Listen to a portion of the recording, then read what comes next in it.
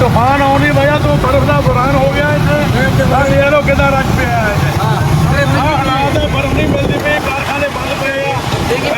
transformer डिग पे प्लेटा डिग पे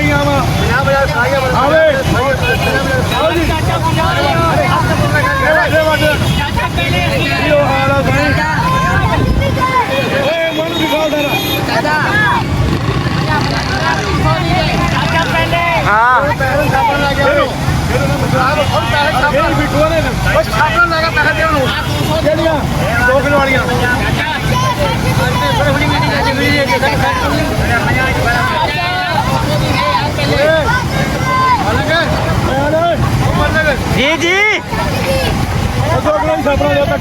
जल्दी जल्दी